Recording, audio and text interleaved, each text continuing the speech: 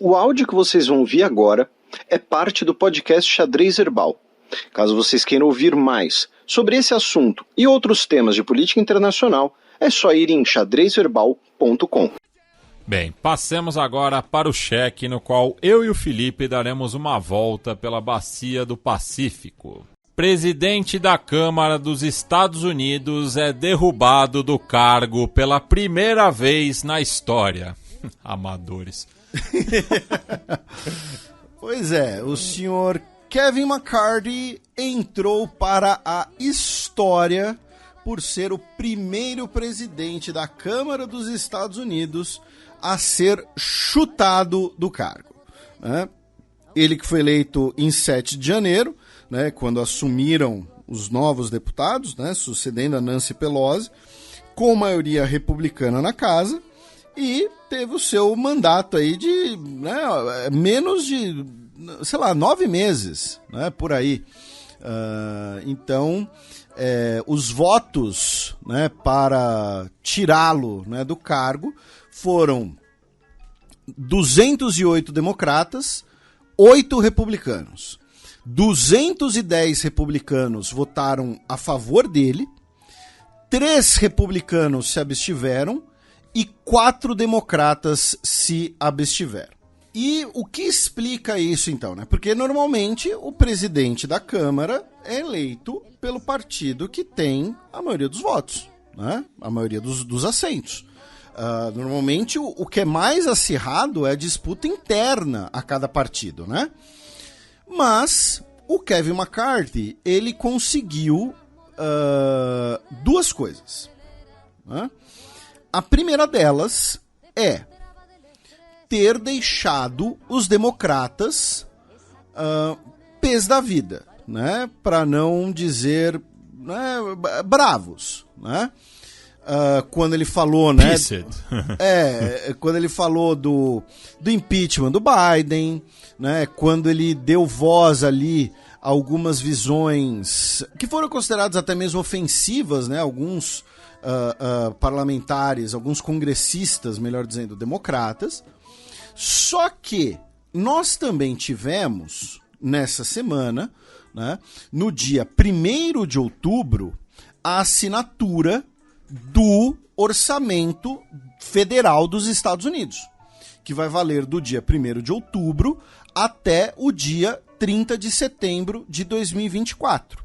O novo orçamento federal, inclusive, ele prevê a assistência para a Ucrânia, porém votada à parte. O apoio militar, o apoio financeiro à Ucrânia, falaram, a gente vai ter, mas vai ter que votar à parte. Eles fizeram ali uma manobra contábil, digamos assim.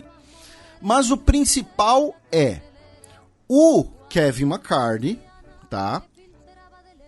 Ele, ao chegar em um acordo com os democratas para o orçamento, né, ele acabou evitando o shutdown do governo federal, né? Porque vamos lembrar, o governo federal dos Estados Unidos gasta muito mais do que arrecada, né?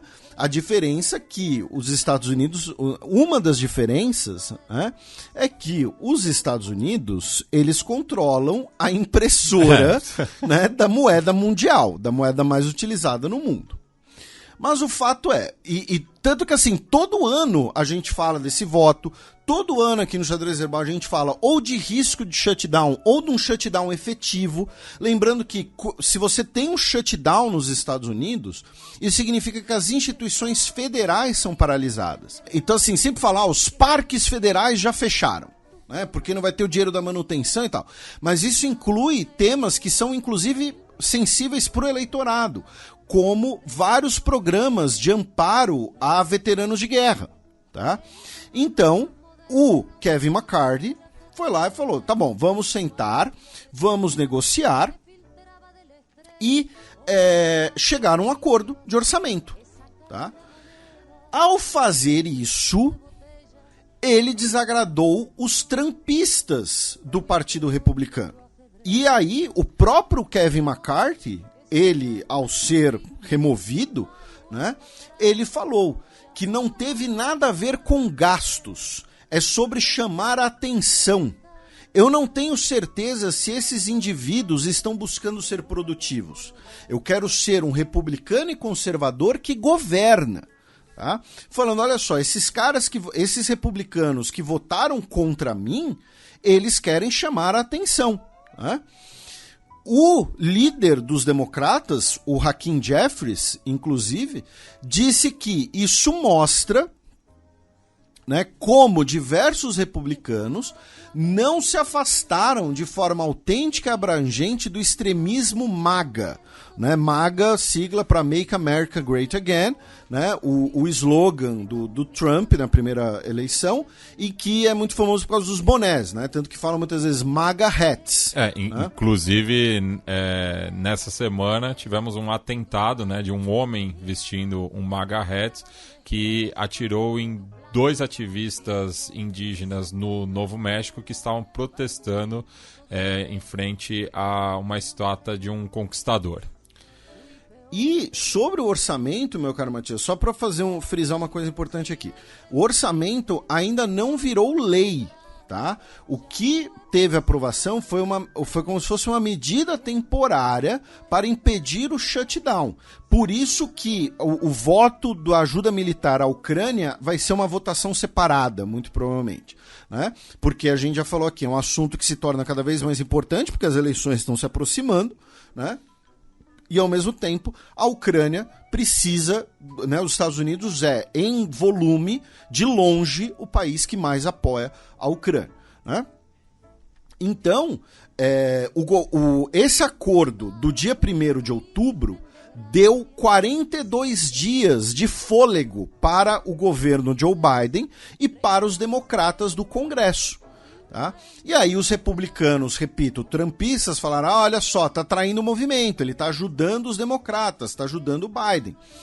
E aí o nosso ouvinte pode falar, poxa, mas se ele fez esse acordo, se ele costurou esse acordo, por que os democratas não salvaram ele? Foi o que eu falei primeiro, os democratas já estavam pés da vida com ele, já estavam putos da vida com ele, né?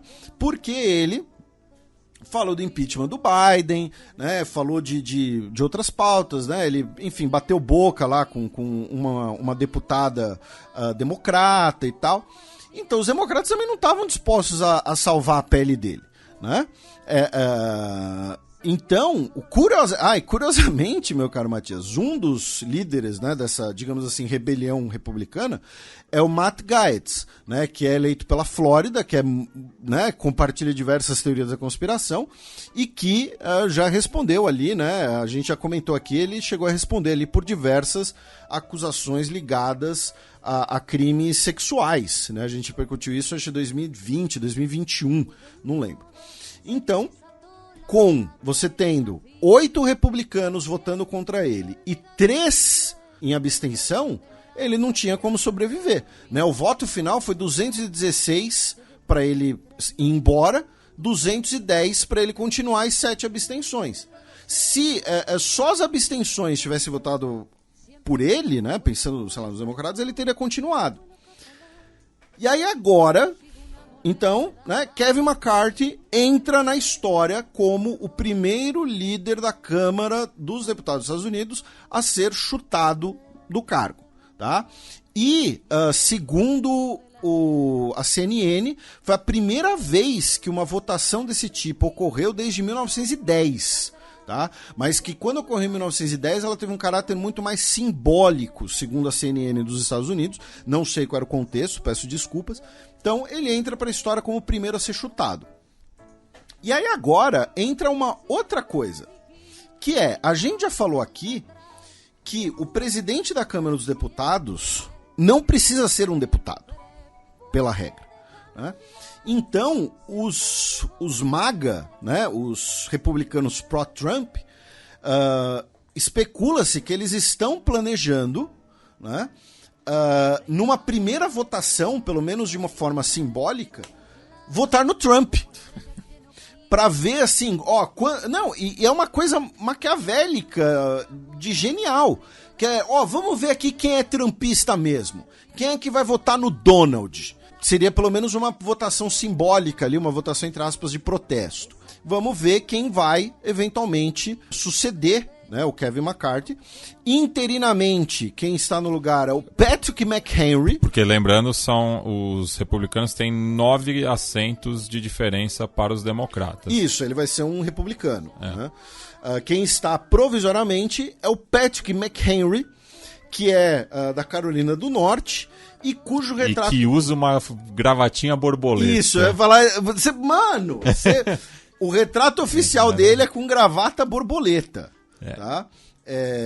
Então, enfim, eu não sei, sei lá, gravata é um símbolo de alguns setores libertários nos Estados Unidos. Mas eu, assim, óbvio, tem ocasiões que pedem pela gravata borboleta, mas assim, eu ligo gravata borboleta ao Pernalonga, assim, sabe? Uma coisa meio, enfim. Então essa foi a grande notícia da semana, né? Temos um orçamento prévio que impediu o shutdown pelo menos por 45 dias, e isso colocou o Kevin McCarthy na história como o primeiro presidente da Câmara chutado, né? E aí teremos, né, como eu disse, algumas rodadas aí, pelo menos, de voto, imagino eu. E o Donald Trump disse que apoia o Jim Jordan para o cargo. Mas, tem um detalhe em relação ao Patrick McHenry, que ele não foi na onda dos trumpistas de tentar reverter o resultado das eleições de 2020. Então... Não, tudo bem, ele só é exótico para usar gravata borboleta. Sim. Acontece. Ele votou para justamente certificar os votos de Arizona e Pensilvânia. Ainda no Congresso dos Estados Unidos, meu caro Matias... o governador da Califórnia nomeou a LaFonza Butler para o Senado. Tá? Ela é uma líder cívica da comunidade afro-americana da Califórnia, e ela vai substituir a senadora Dianne Feinstein, que faleceu no fim do mês passado. Tá? Então, né, e lembrando, né, o governador ou governadora do estado que nomeia a substituição, né, então agora, mas dentro, ela também é do Partido Democrata. A gente falou do Donald Trump como parte das acusações que ele enfrenta no estado de Nova York. Segundo a Promotoria Geral do Estado, na última segunda-feira, dia 2, o Donald Trump teria embolsado mais de $1 bilhão devido às suas mentiras de supervalorização dos bens, dos seus imóveis e dos seus ativos para bancos. Tá? Teria, né, feito esse grande esquema de fraude, praticamente uma pirâmide, né, segundo a acusação de Nova York, e teria embolsado aí cerca de $1 bilhão. Aí vamos ser babacas e vamos levantar a plaquinha do eu avisei, né? Porque a gente falou, olha só, o Joe Biden é melhor que o Donald Trump? Né? Pensando no Brasil, pensando na democracia e tal, blá, blá, blá. Joe Biden é um cara que tem ali o seu carisma também, né? Tá sempre ali com seu óculos escuro e tal, pá. Mas em várias coisas não esperem mudanças. Uma delas é a questão migratória. A gente fala isso desde a época das eleições. E em mais um sinal de que nós estávamos certos em fazer esse alerta, o governo Biden retomou a construção da barreira, né, do muro, em bom português, entre Estados Unidos e México. Primeiro, vamos lembrar que o Joe Biden, quando ele estava na campanha, ele havia prometido que não ia retomar a construção do muro, né? E o segundo, meu caro Matias, é que não apenas retomaram, né, a construção do muro no Texas, como para fazer isso, o governo Biden, via ordem executiva, suspendeu 26 regulações ambientais federais para que a construção possa ser realizada em Starr County, no Texas, né? Numa área, inclusive, que você tem ali o Rio Grande, né? E vegetação que deveria ser preservada. A gente tinha falado em parte, né, na coluna aberta, tratando do México, né, que o muro é na fronteira do Texas, né, no condado de Starr, né, que faz fronteira com o estado de Tamaulipas, no México, bem no sul do Texas, pensando assim, né, não... O sudoeste ou sudeste, tipo, pensando na Rosa dos Ventos, é bem no sul do Texas, e o López Obrador, né, declarou hoje de que é uma medida publicitária. E que era a opinião do próprio Joe Biden, né, que é o tipo de coisa que não resolve e tal. E falando agora a gente vai entrar 3 notícias, a gente vai cruzar a fronteira, inclusive são 3 notícias do mundo animal, tá? Uma delas é mais política, outra delas é menos, enfim. Primeiro, começando pelo fato de que o Commander, né, o pastor alemão do Joe Biden, vai ter que deixar a Casa Branca, tá? Porque ele voltou a morder um agente do serviço secreto, tá? Ele passou por um adestramento do FBI e mesmo assim mordeu o agente do serviço secreto. Agora eu tô pintou uma dúvida sincera, né? Commander reside na Casa Branca, que fica em Washington. Será que é por conta do rebranding do Washington Redskins que virou Commanders? Eu acho que... Não sei.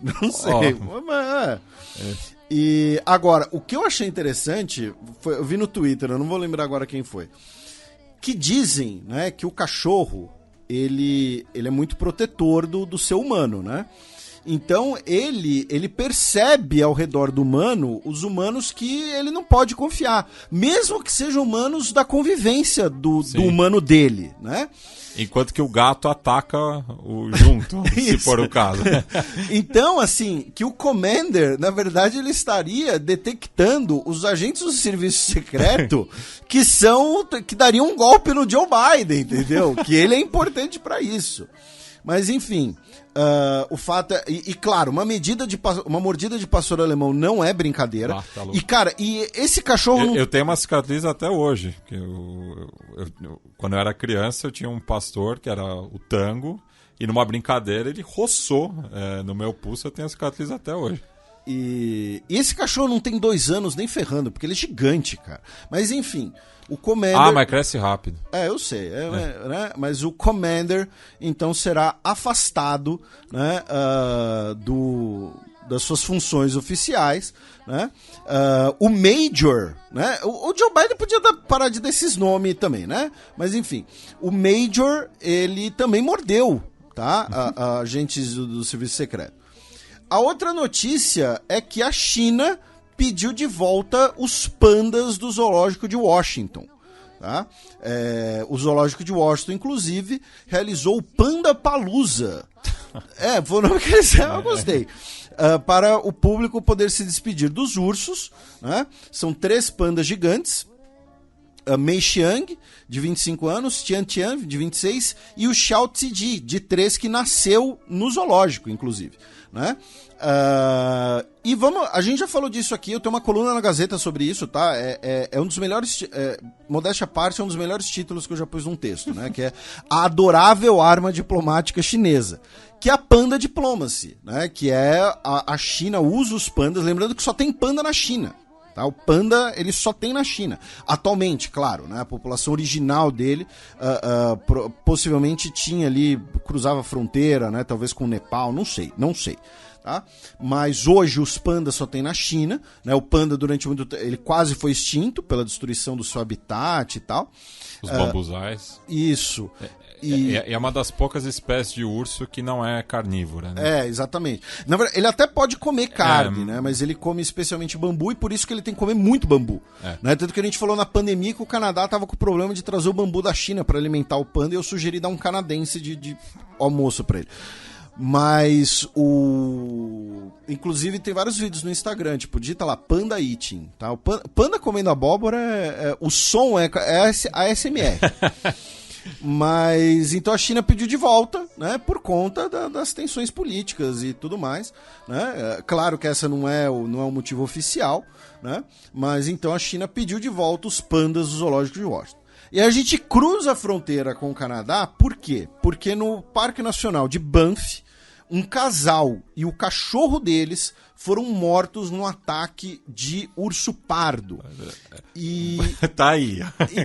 Então assim, é importante lembrar, por mais que a gente faça aqui a brincadeira, né, de que o urso é só um cachorrão gigante, e eu falei disso lá no podcast 3 Elementos com o Pirula e tal, né, é só uma brincadeira, tá, gente? Não cheguem perto de ursos. Se você que nos ouve mora numa área de urso.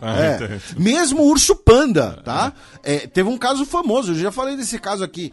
Uma menina entrou no habitat do panda, num zoológico na China, pra vou abraçar o panda é fofinho.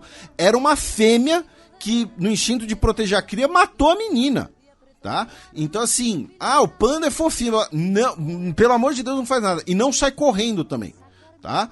E se for um urso polar, aí, enfim, aí você se despede, tá? Porque o urso polar é um dos poucos bichos que olha pro ser humano e pensa almoço, né?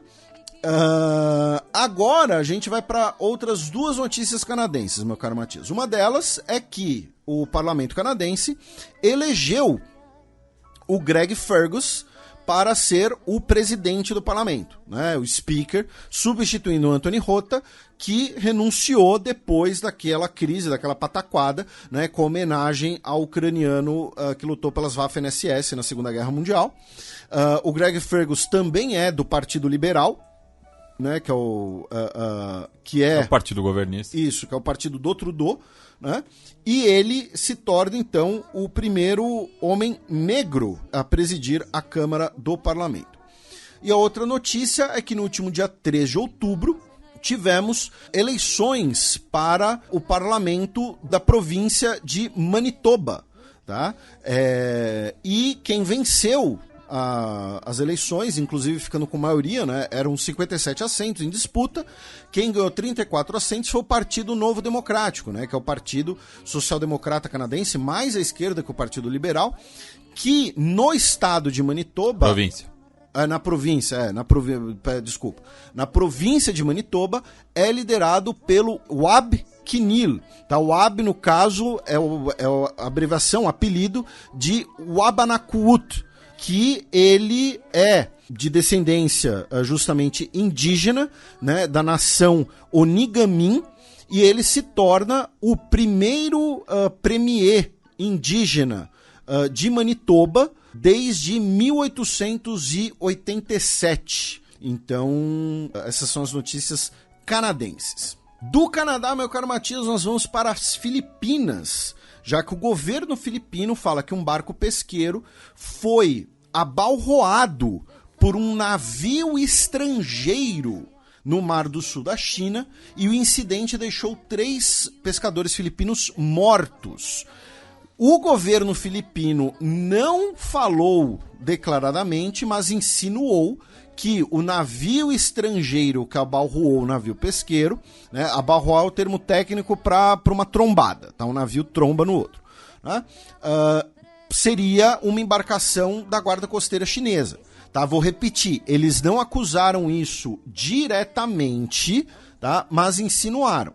E aí depois vieram informações, tá? O incidente foi na segunda-feira, dia 2. E aí no dia 4 falaram que imagens acho que de radares mostravam que um petroleiro de bandeira das Ilhas Marshall teria passado pela região e que inclusive estaria com o transponder desligado, tá? O petroleiro ia da Coreia do Sul, saiu da Coreia do Sul e está indo em direção a Singapura, tá?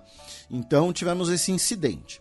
Falando em incidente, na Tailândia tivemos um episódio de ataque a tiros a um shopping em Bangkok, tá? Um adolescente de 14 anos que estava armado com uma pistola deixou 2 pessoas mortas, 5 pessoas feridas, tá? E foi detido pela polícia.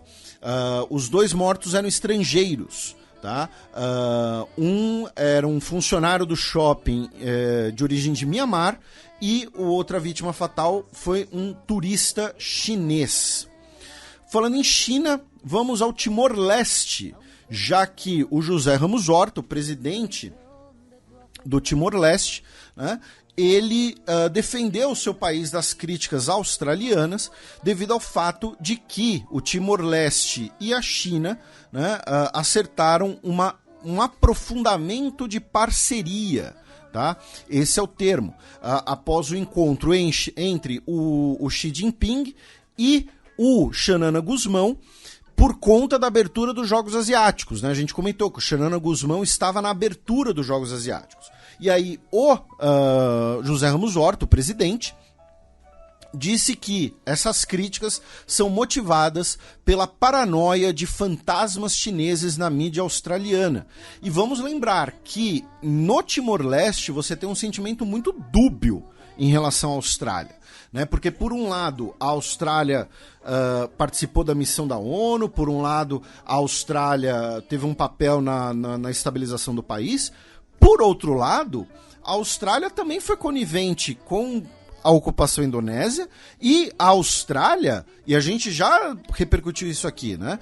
A Austrália, ela age deliberadamente, ela age em nome de seus interesses, claro, né? Mas nas negociações, nas conversas sobre os limites marítimos entre Timor-Leste e Austrália, e são águas potencialmente ricas em hidrocarbonetos, a Austrália teria abusado do seu tamanho, né, de influência política, diplomática, econômica, em relação ao Timor-Leste.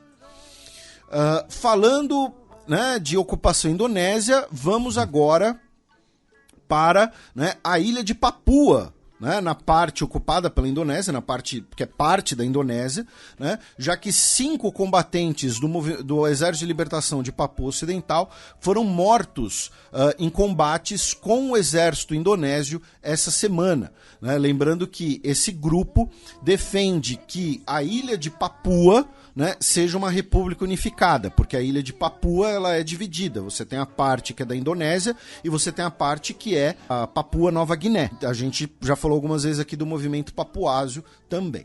Indo para a Austrália propriamente dita, o governo australiano vai ter que pagar 27 milhões de dólares de indenizações para 120 cidadãos indonésios que foram levados para a Austrália quando eram menores de idade por traficantes de pessoas e foram detidos em presídios para adultos. Tá? Eles não foram nem colocados em instituições para pessoas que estavam imigrando, nem em instituições para crianças. Eles foram presos em presídios para adultos. E aí agora, depois de 10 anos, basicamente, desse processo, esses cidadãos indonésios vão receber 27 milhões de dólares de indenização. E no próximo dia 14 de outubro vamos ter o referendo, né, sobre a criação ou não do órgão consultivo de populações aborígenes. As pesquisas apontam uma vitória relativamente fácil do não. E no caso, a pergunta que é feita nesse referendo é: você aprova a alteração da Constituição para reconhecer os primeiros povos da Austrália, estabelecendo uma voz aborígene e dos habitantes das ilhas do Estreito de Torres? E daí, enfim, os cidadãos respondem sim ou não. É um referendo obrigatório, né, sob pena de multa. E fica aqui a sugestão do Vox Pop, que foi realizado pela página em português da SBS, pela repórter Carla Guedes, com membros da comunidade lusófona em Sydney, Brisbane e Tasmânia. E finalmente, meu caro Matias, né, nesse programa recheado de eleições e comentários sobre eleições, no próximo dia 14 de outubro a gente vai ter as eleições gerais para Nova Zelândia, né? Depois que a Jacinda Swalinda Ardern, né, ela decidiu se aposentar, né, da vida política. E nesse momento, nas pesquisas, o Partido Nacional, que é o partido conservador neozelandês, está na frente com uma margem boa, inclusive cerca de 36%, 37% da intenção de voto. O Partido Trabalhista está ali com seus 27, 28, e o Partido Verde, eu vou falar Partido Green, né? O Partido Verde está ali com seus 12, 13% de intenções de voto. Tá? São 120 cadeiras, quem fizer 61 leva. Coalizões são relativamente raras na Nova Zelândia, né? Até porque normalmente você tinha ali basicamente só 2 partidos, mas lembrando que a Jacinda Ardern, né, teve que fazer uma coalizão justamente para governar, né? Então vamos ver como é que vai ser. E para complicar ainda mais a situação dos trabalhistas, né, o Chris Hipkins, que é o primeiro-ministro nesse momento, né, embora ele seja ali um primeiro-ministro praticamente interino, né, ele assumiu com a aposentadoria em janeiro da Jacinda Ardern para a disputa das eleições, ele teve que suspender seus compromissos pessoais de campanha, porque ele pegou Covid, testou positivo para Covid-19, então ele teve que cancelar comícios e tudo mais, e todas as participações dele na mídia foram feitas à distância, né? E aí no seu perfil, uma rede social, ele fez uma reclamação muito... eu sei que ele é neozelandês, mas foi uma reclamação bem britânica, né? Bugger! Né? Começou como bugger, né? Que é tipo é droga, né, para os ingleses, né? Depois de uma noite difícil, acordei essa manhã me sentindo desconfortável e acabei de ter esse resultado de teste, né? Eu não quero passar para ninguém, então vou seguir as orientações de me isolar por alguns dias até ter testes negativos. Tá? Então isso acabou aí também afetando a campanha dele. Não que pelas pesquisas de intenção de voto seja uma Covid ou não que vá, né? Porque assim, vou repetir, a margem nas pesquisas do Partido Nacional é bastante razoável nesse momento, né? Imagino que mesmo que você tenha ali algum erro tal, enfim, ainda teria uma vitória do Partido Nacional. Algumas pesquisas, por exemplo, né, lembrando que assim, quando eu falo pesquisa no plural, porque normalmente quando eu falo isso, eu estou olhando para um agregador de pesquisas, tá, gente? Mas uma delas, por exemplo, do início de setembro, do News Hub, né, coloca uma margem de liderança de 14% para os conservadores. Tá? Então, no caso, o News Hub é um veículo ligado justamente mais à direita na Nova Zelândia. Você pode até fazer esse disclaimer, mas ainda assim tem algumas margens bastante gordas por aqui.